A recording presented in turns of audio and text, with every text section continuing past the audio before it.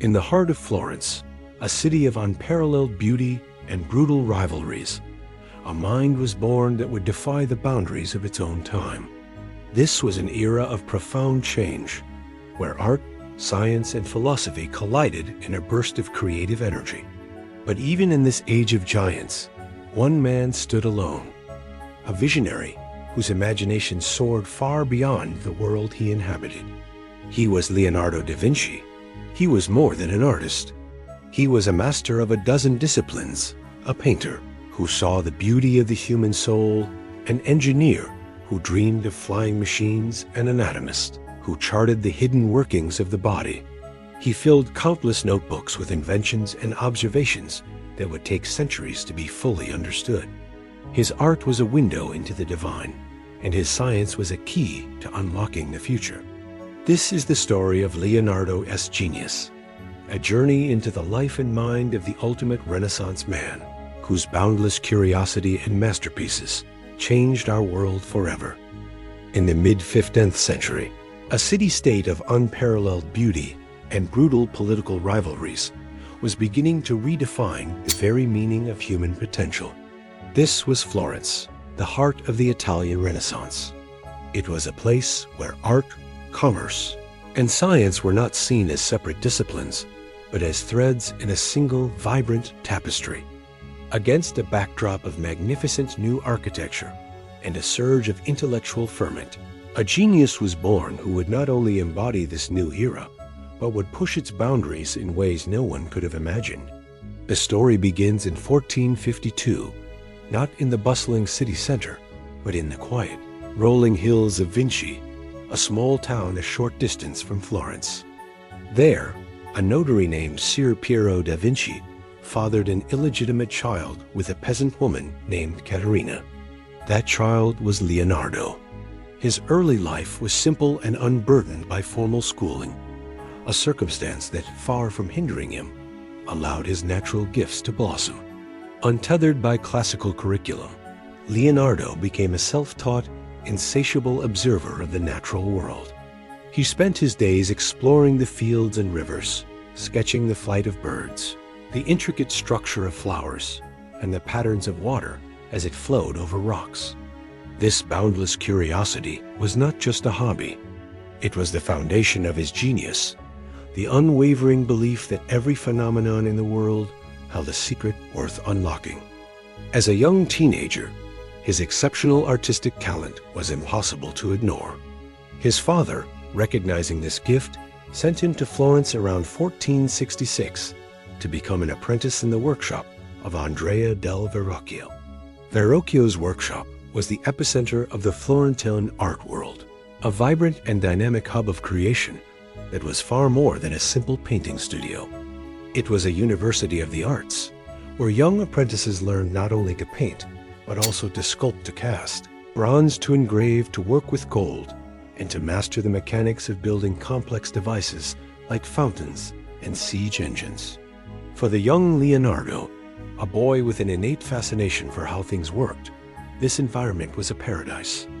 Under Verrocchio's tutelage, Leonardo's extraordinary abilities became immediately apparent.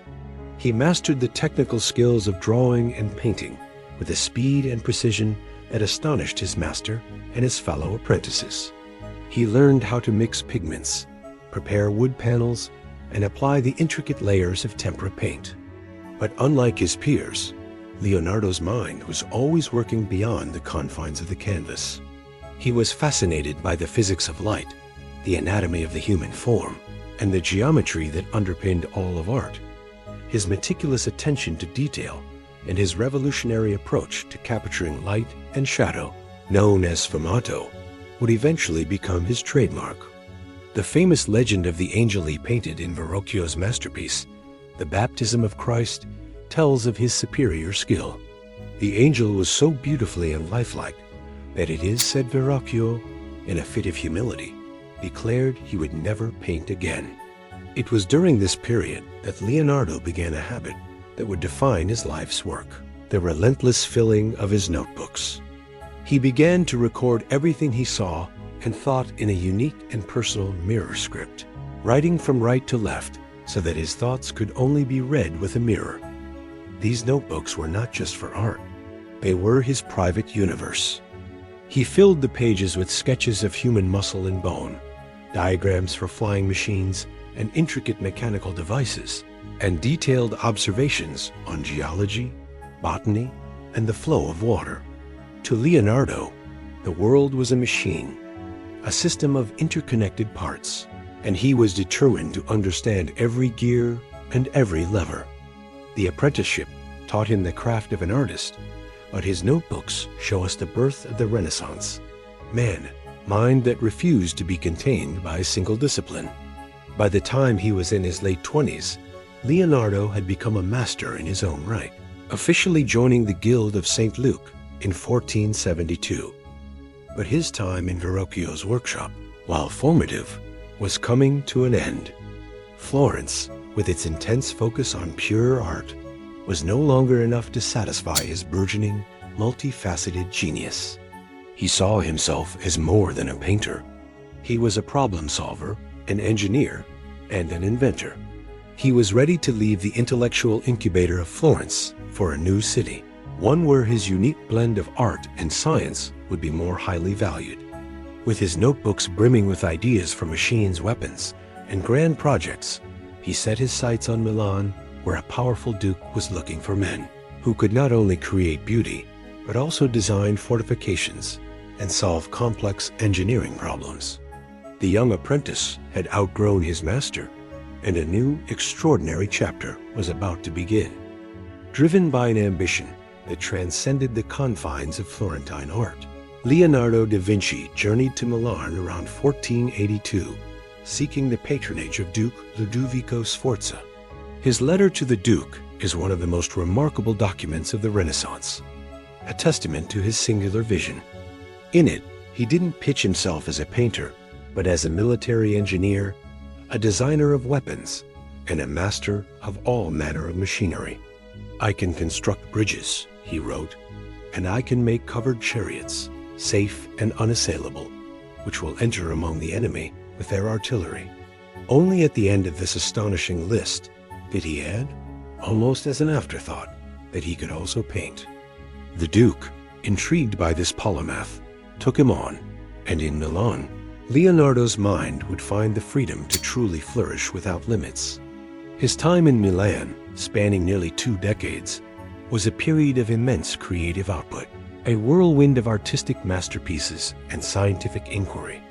It was here that Leonardo fully embodied the title of the quintessential Renaissance man, moving with effortless grace between the fields of art, science, and engineering.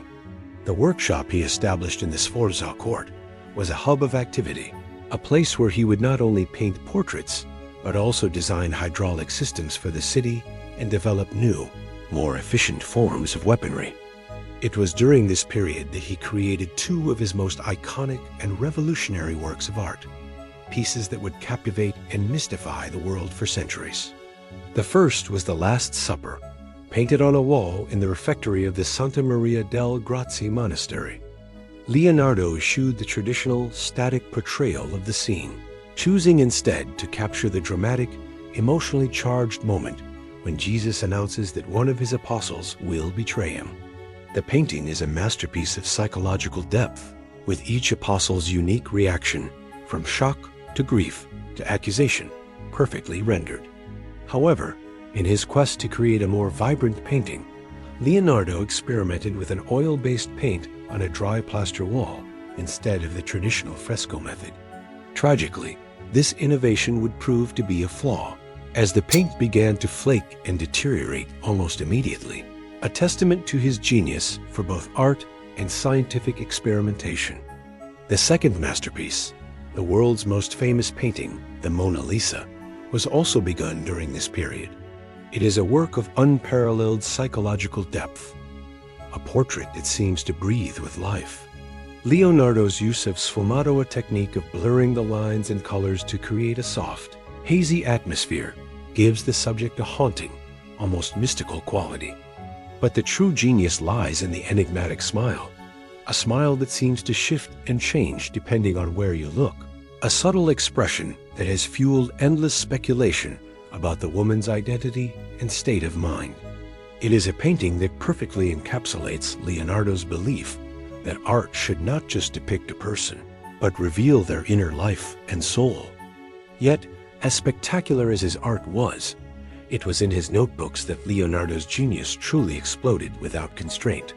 He filled thousands of pages with inventions that seemed to belong to a future far removed from the 15th century. His detailed sketches and diagrams show a mind that was constantly working to solve problems from the grand to the mundane.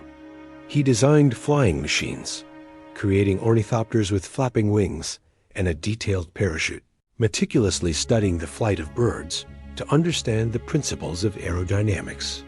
He sketched armored vehicles that were essentially tanks, multi-barreled cannons, and a variety of advanced military technologies, all a product of his time, but far ahead of his contemporaries. But perhaps his most profound work was in the field of anatomy. Leonardo believed that to truly depict the human form, an artist must understand its inner workings. Risking both his reputation and his life, he secretly acquired human corpses and performed dissections, a practice strictly forbidden by the church. He filled his notebooks with incredibly detailed and accurate drawings of the human skeleton, muscles, organs, and nervous system, charts that were far more advanced than anything that would be produced in Europe for centuries. These were not just drawings for art. They were scientific documents, and they reveal a mind that saw no separation between the beauty of the body and the mechanics of its function. His time in Milan came to an abrupt end in 1499 when Duke Ludovico Sforza was overthrown by the invading French army. The political turmoil forced Leonardo to flee the city, leaving behind much of his work and once again becoming a man in search of a patron. He was a brilliant mind who was not anchored to any one place or any single art form. His legacy was no longer just the art he created, but the thousands of pages of notebooks that served as a window into a mind that saw the world as a system of interconnected parts, a machine to be understood, improved, and celebrated.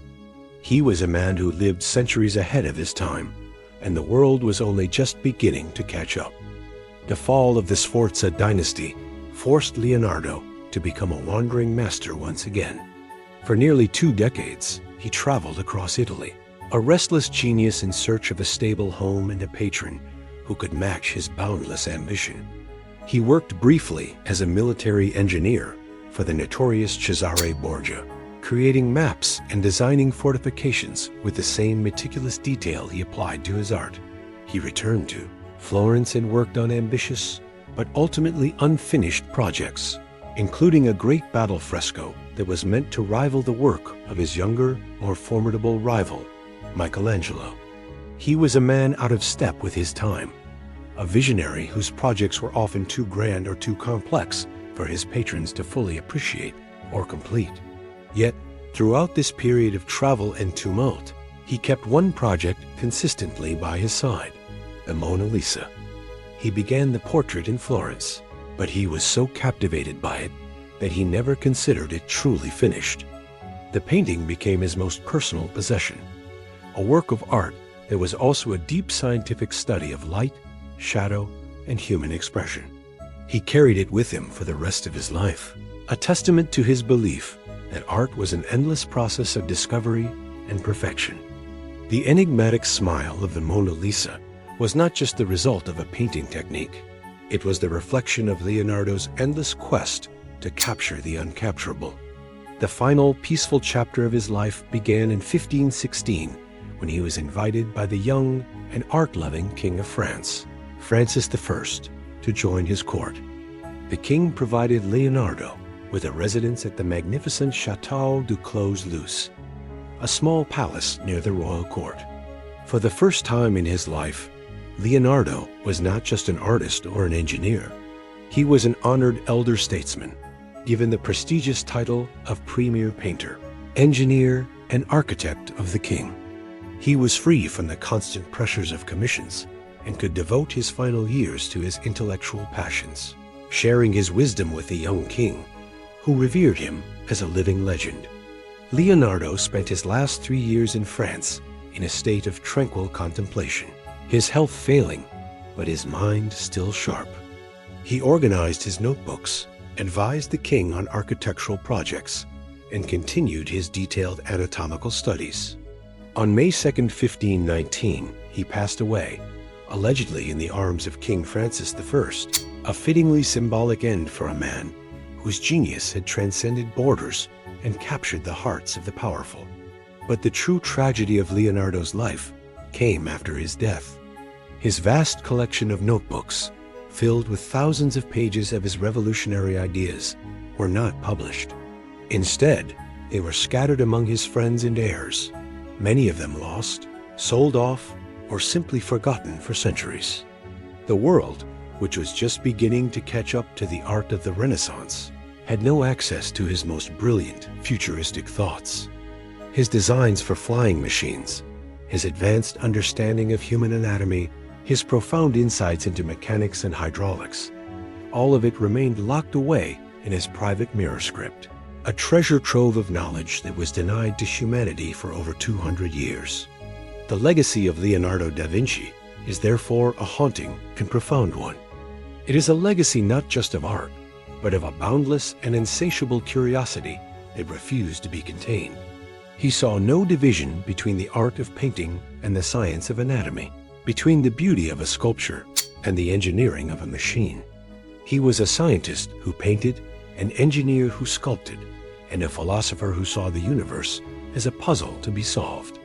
He stands as the ultimate symbol of the Renaissance, a man who lived in one time, but whose mind was a window to the future. His notebooks, now finally available for the world to see, are not just a record of his genius, but a powerful reminder that the greatest discoveries are often the ones made by minds that refuse to accept the limits of their own age.